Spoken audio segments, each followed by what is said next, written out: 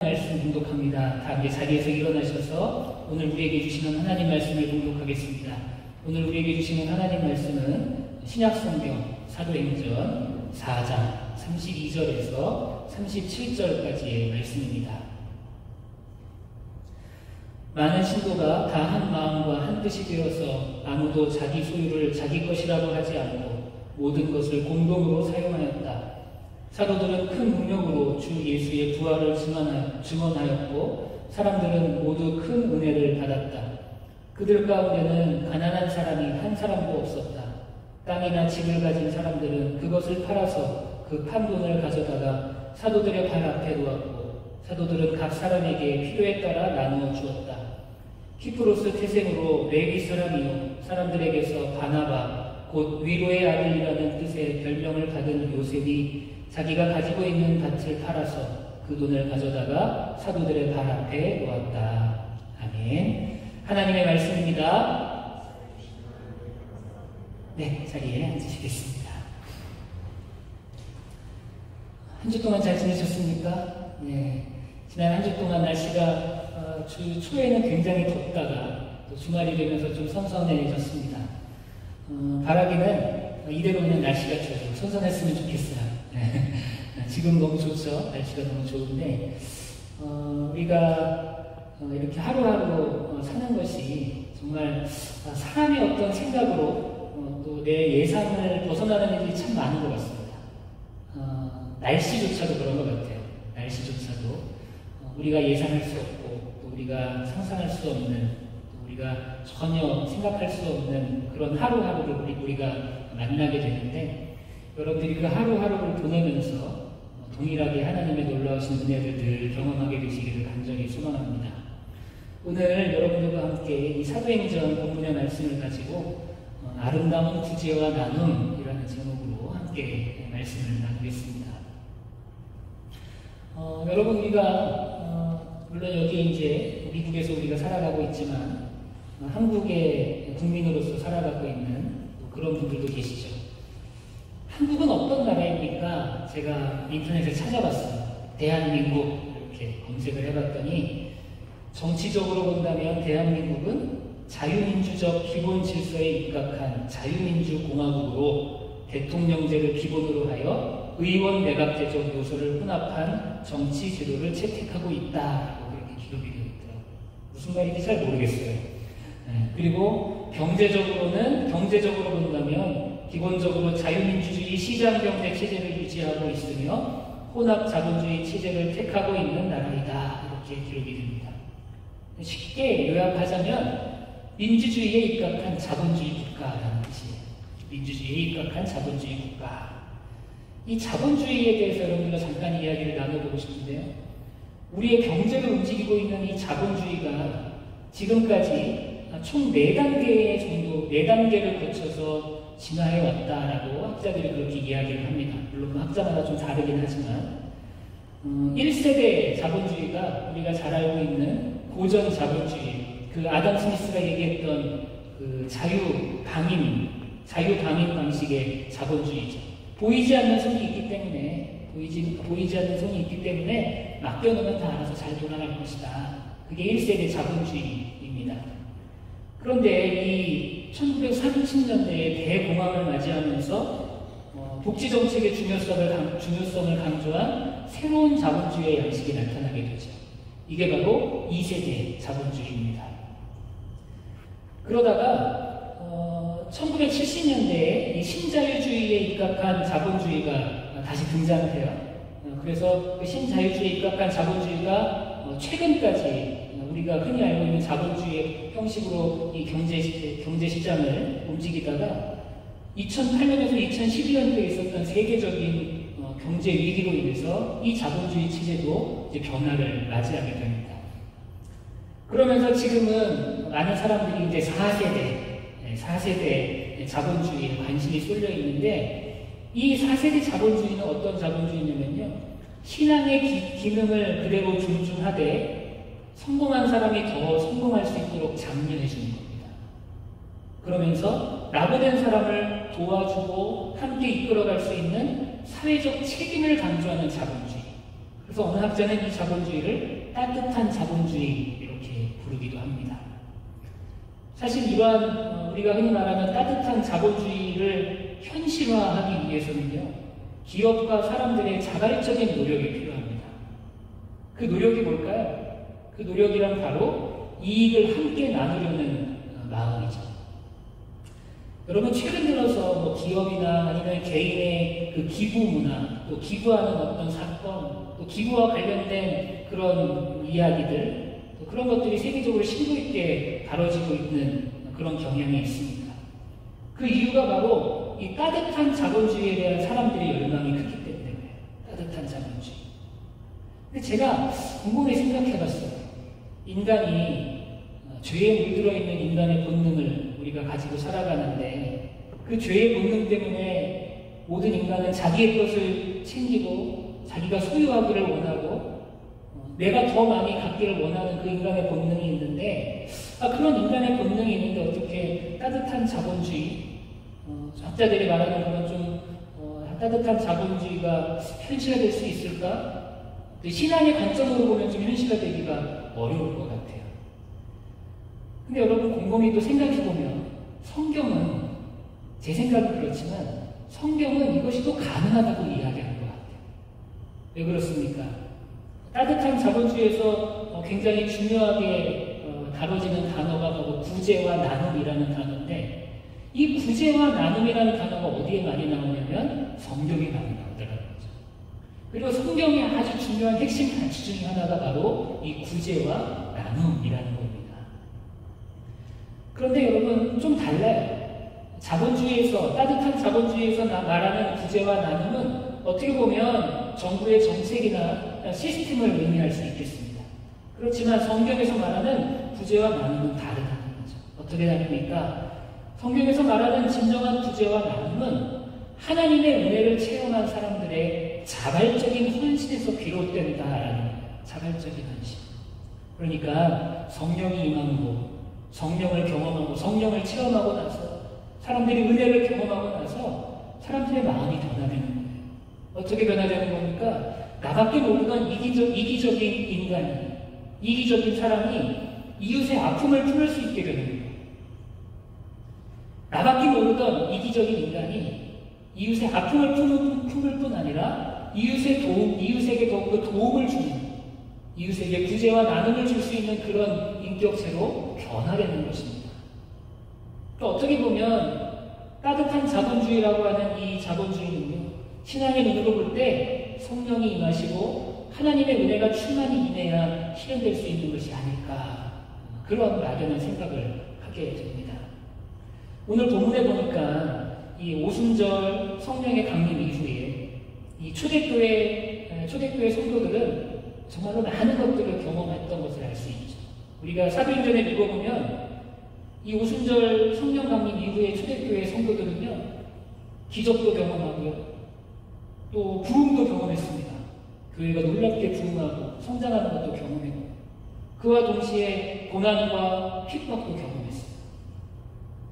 이런 과정을 통해서 교회가 성숙되어 갔고 신앙이 성숙되어 갔습니다. 그리고 그 성숙된 신앙 안에서 오늘의 본문과 같이 진정한 구제와 나눔의 모습이 나타나게 되었다는 것입니다. 우리 사랑하는 예수 사랑교회 안에서도 서로 간에 아름다운 구제와 나눔이 있게 되기를 간절히 소망합니다. 교회 안에 있어야 하는, 또 교회 안에서 나타나야 하는, 또 성숙한 신앙인들 가운데 나타나야 하는 아름다운 구제와 아름다운 나눔의 모습은 어떤 모습일까? 오늘 여러분과 그것을 한번 살펴보려고 하는데요.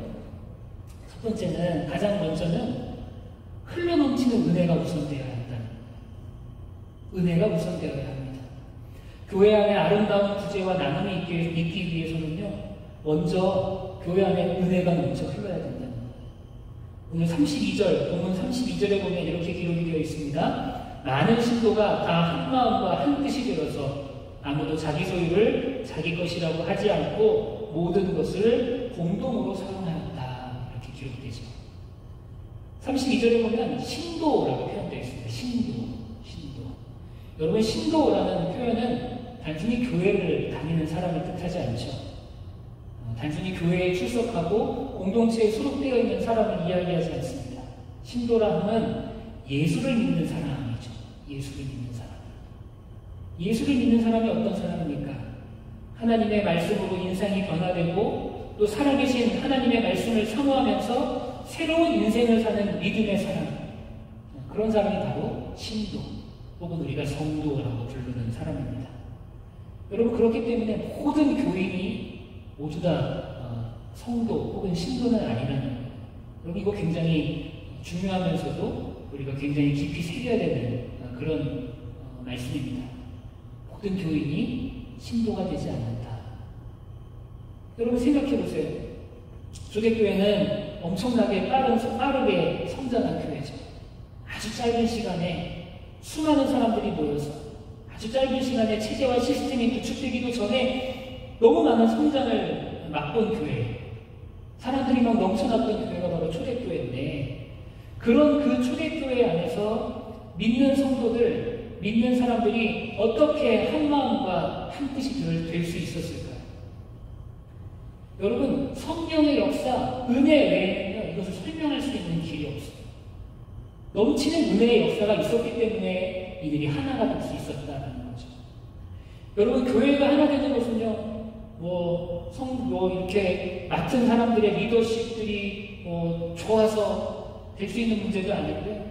혹은 성격 좋은 사람들, 마음 맞는 사람들이 모였을 때 교회가 하나 되는 것도 아니에요. 비슷한 수준의 사람들이 모여야 교회가 하나 될까요? 그렇지도 않아요. 예의 바른 사람들만 모여야 교회가 하나 될 수 있을까요? 절대 그렇지 않아요. 교회의 일치, 교회가 하나 되는 것은요, 오직 성령 안에서, 오직 은혜 안에서, 넘치는 은혜 안에서 가능하게 되는 줄 믿습니다. 그렇다면 그 넘치는 은혜, 성도들이 하나 될 수 있는 그 넘치는 은혜는 과연 어디서부터 시작되느냐? 33절에 보면 이렇게 기록이 돼요. 사도들은 큰 능력으로 주 예수의 부활을 증언하였고 사람들은 모두 큰 은혜를 받았다. 여러분, 사도들이 권능의 메시지를 전했습니다. 어느 목사님은 교회에 있어서 말씀이 자동차의 엔진과 같다고 비유하시기도 했어요. 말씀이 힘차게 계속 선포되어야지만 교회가 살아 움직이게 됩니다. 사도들이 선포한 메시지, 사도들이 말씀을 선포했는데, 권능의 말씀을 선포했는데 그 권능의 말씀의 메시지의 가장 핵심이 뭐였느냐? 바로 주 예수의 부활을 증언했다. 여러분, 기독교에서 부활이 없으면 아무 소용이 없죠. 부활이 없다면 우리가 믿는 모든 것이 헛것입니다. 아무리 위대한 인물도요, 죽으면 끝이에요. 세계 4대 성인, 세계의 4대 성인이든 지금 가장 뛰어난 어떤 인물이든 죽으면 모든 인물은 끝입니다. 그러나 예수님은 부활하셨어요. 부활하셔서 지금도 살아계시고 지금도 우리 삶 속에서 역사하고 계십니다. 사도들에 의해서 전해진 그 부활의 메시지, 죽음을 이기신 예수 그리스도에 대한 그 부활의 메시지를 통해서 무리들이 큰 은혜를 받았다는 거예요. 말씀이 강하게 선포되는 곳에 하나님의 은혜가 충만하게 임하는 줄 믿습니다. 그리고 말씀이 강력하게 선포되는 것에 하나님의 놀라우신 은혜가 흘러 넘치게 됩니다. 우리 예수사랑교회가 말씀의 은혜를 꼭 나누게 되시기를 간절히 소망합니다. 가장 먼저는 교회 안에 이 말씀의 은혜가 넘쳐 흘러야 된다는 거죠. 여러분들이 말씀을 읽고 또 말씀을 묵상하면서 또 주일 예배 때 나와서 말씀을 듣고 또 말씀을 나누면서 그 말씀을 내 삶에 적용시키시고 여러분들이 그 말씀대로 살아가기를 다짐하시고 또 말씀대로 살아가려고 노력하시는 그러한 삶을 살아야 합니다. 그럴 때 우리의 삶 가운데 은혜가 넘쳐날 수 있고요. 우리 삶 가운데 그렇게 예수의 은혜가 넘쳐날 때 우리가 아름다운 구제와 나눔의 삶을 살 수 있게 된다는 겁니다. 여러분들의 삶 가운데 그 은혜, 말씀의 은혜가 충만히 임하게 되시기를 간절히 축원합니다. 두 번째로, 그렇게 우리가 은혜를 받았다면, 그렇게 우리 안에 은혜가 충만히 임하게 된다면 우리 안에 반드시 생겨나는 변화가 있어요. 그 변화가 뭘까요? 우리가 은혜 받고 난 다음에 생겨나는 변화. 32절을 다시 한번 읽습니다. 많은 신도가 다 한 마음과 한 뜻이 되어서 아무도 자기 소유를 자기 것이라고 하지 않고 모든 것을 공동으로 사용하였다. 여러분, 공동으로 사용하였다. 다른 버전의 성경에는, 옛날 버전의 성경에는 통용했다 이렇게 기록이 되어 있어요. 같이 사용했다는 거예요. 물건을 나눠 썼다라는 것을 의미하죠. 물건을 나눠서 썼어요. 근데 여러분, 여기 뭐 혼자 아파트에 사시는 분들도 있고, 아니면 룸메이트랑 뭐 두 분, 세 분이서 같이 사시는 분들도 있고, 혹은 뭐 형제자매랑 사시는 분들도 있는데, 물건 나눠 쓰는 거 쉽습니까? 어렵습니까? 솔직히 얘기해 봅시다. 네? 교회니까 그냥 나 좀 괜찮은 척하고 얘기하지 말고 솔직히 얘기해 보자고요. 물건 나눠 쓰는 거 쉬워요? 어려워요? 이렇게 예를 한번 들어볼까요? 자매님들한테 한번 이런 예를 드려볼게요. 몇 개월 동안 아르바이트를 열심히 했어요. 그래서 내가 진짜 좋아하는 가방을 하나 샀어요. 어떤 가방을 샀다고 예를 들어볼까? 에르메스 샀다 그럴까요? 나 에르메스가 뭔지 잘 몰라요. 비싼 거라며요. 근데 아무튼 비싼 걸 샀어요. 샀어. 그리고 내가 내일 저거 남자친구 만날 때 외부 가야지 하고서 다 밤에다 걸어놨어. 그런데 그 다음날 아침에 일어났더니 동생이 먼저 그 가방을 메고 나갔다고 생각해보세요. 네? 어떠실 것 같아요? 아, 내 사랑하는 동생이 먼저 메고 나갔구나. 오늘 잘 메고 왔으면 좋겠다. 이것 때문에 우리 동생이 기뻤으면 좋겠다. 그럴 것 같으세요? 네, 격하게 머리를 흔드시죠. 네. 아마 그날 그 집안은 아마 사단이 누가 어떤 일이 일어날 거예요. 뭐가 뭐든지 모르겠지만. 형제님들한테 한번 이런 비유를 한번 들어볼게요. 여러분들이 취업을 했어요. 그래서 열심히 일했습니다. 그래서 내가 그동안 그렇게 사고 싶어 했던 드림카를 하나 마련을 했어요. 뭘 샀다고 얘기할까요? 여러분들 좋아하는 차가 뭐가 있습니까? 아반떼 샀다고 할까요? 여러분들이 좋아하는 차, 뭐 포르쉐가 됐든 뭐가 됐든 하나 딱 사서 그 차를 내 집 앞에 딱 주차해놓고 그 차를 보고 있는데 나랑 제일 친한 친구가 와서 얘기하는 거예요. 나도 아직 시동도 안 걸어봤는데 누구야, 나 내일 여자친구랑 어디 가야 되는데 차 좀 빌려줄 수 있냐? 그렇게 물어보면 여러분 그 친구에게 뭐라고 대답할 것 같아요? 아, 그래, 사랑하는 친구야. 그래, 내가 너를 위해 이 차를 빌려줄게. 선뜻 키를 해줄까요? 네. 아마 그 친구가 아마 그냥 손절하는 한이 있어도 키를 절대 내주지 않을 겁니다. 예나 지금이나 2000년 전이나 지금이나 돈 벌기는 어렵고요. 그리고 무언가 내가 원하는 것을 소유하는 것도 어렵습니다. 내가 원하는 걸 소유하기 위해서는 많이 노력해야 하고요. 많이 애써야 돼요. 그렇기 때문에 그런 애쓰는 마음이 있고 내가 소유하고 싶은 그 마음이 강하기 때문에 사람은 내가 소유한 것들을 누군가와 나누는 것이 쉽지가 않은 거죠. 그런데 초대교회 사람들은요, 은혜를 받고 난 다음에 어떻게 변화된 겁니까? 내가 갖고 있는 것까지도 다 나눠 쓸 수 있는 그런 마음으로 변화됐다는 거예요. 여러분, 이 변화는 어떤 변화일까요? 내가 가진 것들이 하나님께로부터 온 것임을 깨닫게 되는 거예요. 내가 갖고 있는 것들이 내 것이 아니라 결국에는 하나님의 것이구나 라는 것을 깨닫게 되는 것입니다. 그러면서 모든 것이 내 소유가 아닌 하나님의 소유라는 그런 물질에 대한 개념이 바뀌게 되는 거예요. 물질관이 변화되는 것입니다. 내가 갖고 내가 소유하는 것이 아니라 모든 것이 하나님의 것이고 나는 하나님으로부터 이것을 빌려 쓰고 있는 것이구나. 여러분, 그러한 물질관이 우리 모두에게 있어야 할 줄 믿습니다. 우리에게 허락하신 모든 것이 하나님의 것이에요. 내 것이 아니에요. 내 것이 아닌데 내가 왜 욕심을 부립니까?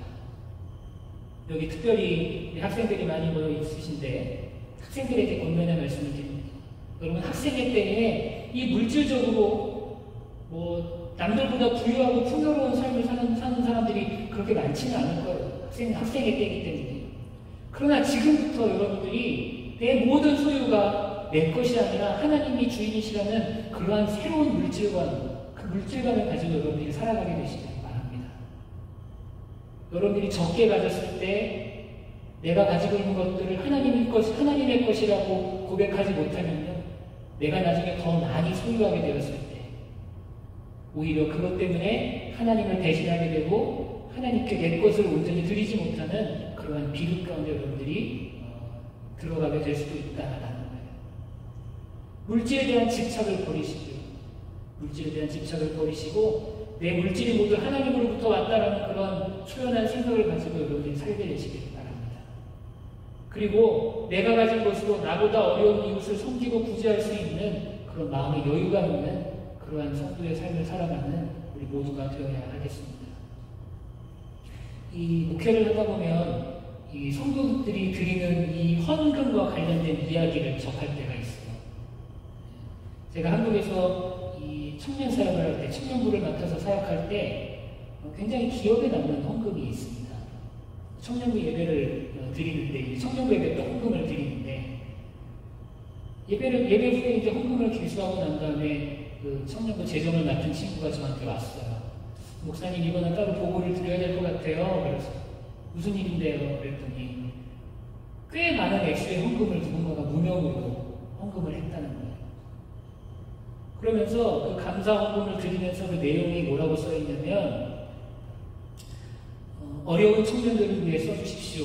이렇게 한마디 메모를 남겨서 헌금을 했다는 겁니다. 그래서 이걸 어떻게 이제 처리하기가 어려워서 저한테 보고를 한 거예요. 그래서 제가 그 헌금을 보면서 어려운 청년들을 위해 써주세요.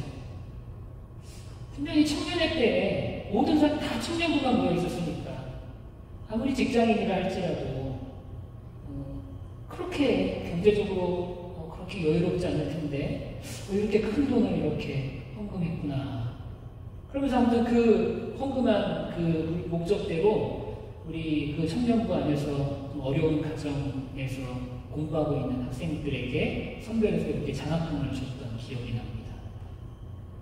여러분, 분명히 본인도 사고 싶은 게 있었을 거 아니에요. 아니면 사고 싶은 게 아니면 지금 저축해놓으면 나중에 내 미래를 위해서 좀 더 나를 위해서 쓸 수 있는 그런 상황이 될 수도 있죠. 모두가 갖고 싶은 것이 많은 나이기도 하고 쓸 때도 많죠. 여러분들 때 돈 쓸 때도 많잖아요. 친구들 만나고 연애하고 하다 보면 나한테 필요한 돈이 생기게 마련이죠.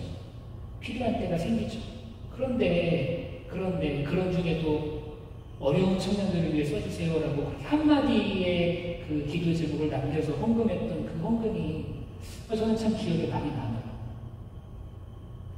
여러분, 모든 것의 주인이 하나님이심을 여러분이 기억하시기 바랍니다. 내가 가진 것일지라도, 지금 내가 소유하고 있다고 생각할지라도 그것의 주인이 하나님이시다라는 그러한 거룩한 물질관, 그런 물질관을 가진 여러분들이 되시기를 소망합니다. 우리 예수사랑교회는 그런 물질관을 가지고 살아가게 되기를 바라요. 그리고 나서 교회 안에 은혜가 넘치고 내가 그런 물질관을 가지고 살아간다면 그렇게 될 때 우리는 거룩한 구제와 거룩한 나눔을 할 수가 있게 되는 거예요. 그런데 여러분, 이 나눔의 기준이 참 어려워요. 나눔의 기준. 우리가 누구를 돕고 누구에게 나누고 누구를 구제해야 합니까? 이 기준을 정하는 게 참 어렵다는 거죠. 우리나라에서 가난하다고 하는 것과 미국에서 가난하다고 하는 것에 대한 기준이 다르죠. 그리고 우리가 가난하다고 하는 것과 저기 아프리카에서 가난하다고 하는 그런 모든 기준이 다르죠. 여러분, 제가 말씀을 준비하면서 제가 이 문구를 발견하고 얼마나 충격을 받았는지 모르겠어요. 그럼 잘 들어보세요.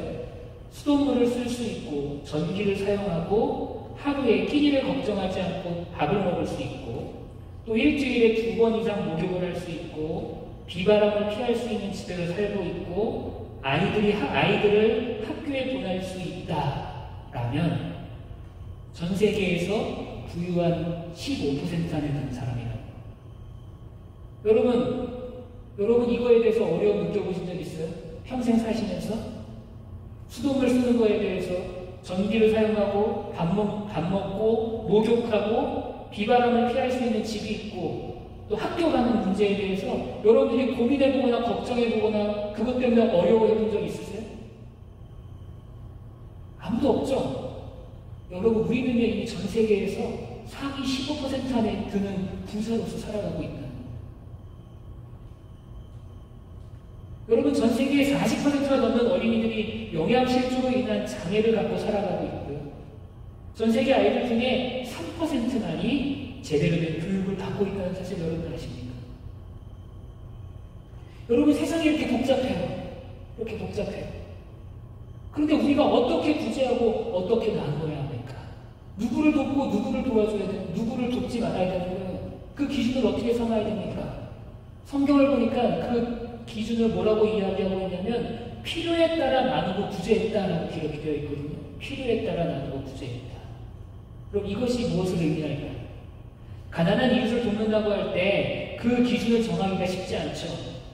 중요한 것은 내가 처한 시대의 환경에서 성령께서 보여주시는 필요에 민감해야 한다라는, 성령께서 알려주시는 필요에 민감해야 된다. 그래서 성경은 계속해서 필요에 따라 나누어라, 필요에 따라 나누어라 반복해서 말씀하고 있는 거예요. 성령이 보여주시는 필요에 따라 나누어야 한다는 거예요. 인간의 욕심, 사람의 욕심을 따라 나누는 것이 아니라 개인의 필요를 따라 나누는 것이 아니라 결국에는 성령께서 보여주시는 필요에 따라 성령께서 원하시는 곳에, 하나님께서 원하시는 곳에 우리가 나누고 구제해야 된다라는 것입니다. 여러분 무엇이 아름다운 나눔일까요? 무엇이 아름다운 구제일까요? 성령님의 필요를 따라 나누는 것이 바로 아름다운 구제요, 아름다운 나눔입니다. 더 쉽게 말하면 내 욕심 채우려고 돕고 내 욕심 채우려고 도움을 받는 것, 그게 아니라 정말 하나님 보시기에 필요한 곳에 나눔과 구제가 있어야 한다는 의미인 것이죠. 여러분들에게 성령님께서 말씀하실 거예요. 여러분들의 마음 가운데 성령님께서 울림을 주실 거예요. 내가 돕고 내가 베풀어야 할 사람이 누구인가? 내가 구제하고 내가 나누어야 될 대상은 누구인가? 내가 여기다가 하면 내가 좀 더 돋보이겠지. 이런 욕심으로 나누는 것이 아니라 정말로 하나님이 원하시는 곳이 어디인지를 여러분들이 기도하고 또 여러분들이 간절하게 찾는다면 그곳이 어디인지를 하나님께서 알려주실 것이라는 거죠. 우리는 그곳에 하나님께서 주시는 은혜와 사랑을 나누어야 한다는 것입니다. 여러분 그것이 바로 필요에 따라 나누는 아름다운 구제와 나눔이 된다라는 겁니다. 여러분 우리 그런 구제 또 그런 나눔을 할 수 있는 우리 교회가 되기를 소망합니다. 누가 그렇게 물어봐요. 목사님 우리도 어렵잖아요. 어렵죠. 네, 어렵죠. 학생들만 모이는 교회 재정적으로 늘 어려워요. 우리 윤국진 목사님 계시지만 27년 전이나 지금이나 교회는 재정적으로 자립하지 못해요. 네. 근데 괜찮아요. 하나님이 지금까지 교회 문 안 닫게 계속 유지하게 해주셨잖아요.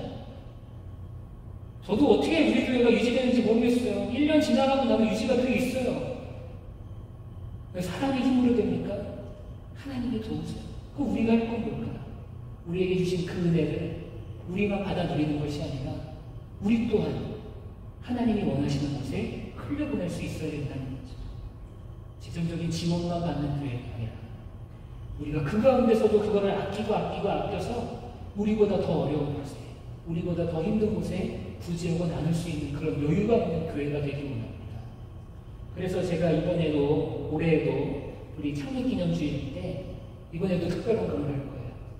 그래서 여러분들 창립기념주일 때 특별헌금을 하면 그 헌금은 다른 데 사용하는 것이 아니라 우리 교회를 위해 사용하는 것이 아니라 해외에 있는 선교지에 혹은 국내에 있는 선교지에 그렇게 우리가 선별해서 우리가 보내려고 합니다.